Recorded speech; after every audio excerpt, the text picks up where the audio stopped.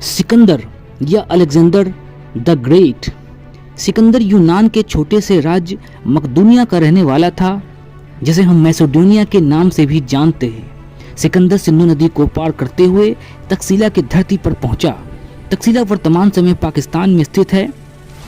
सिकंदर के सामने जब वहां का शासक अम्भी आया, तब अम्भी ने सिकंदर की ताकत को देखते हुए आत्मसमर्पण कर दिया, जिसके बाद तक्षशिला के अन्य छोटे राजाओं ने भी आत्मसमर्पण कर दिया। लेकिन पोरस ने सिकंदर की चुनौतियों को स्वीकार किया। इस तरह 326 ईस्वी पूर्व में झेलम नदी के तट पर सिकंदर एवं पोरस के बीच एक युद्ध हुआ, जिसे हम हाइड स्पीच का युद्ध या बितस्ता के युद्ध के नाम से जानते हैं। इस युद्ध के दौरान मूसलाधार बारिश होने के कारण वहां की धरती दलदल एवं गीली हो गई।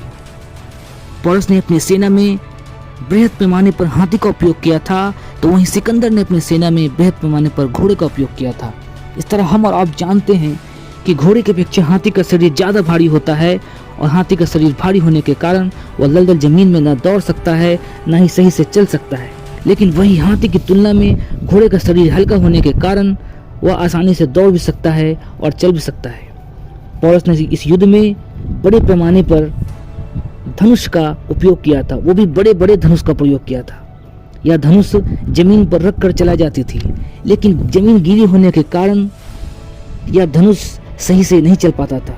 इस प्रकार इस युद्ध में पोरस को हार का सामना करना पड़ा।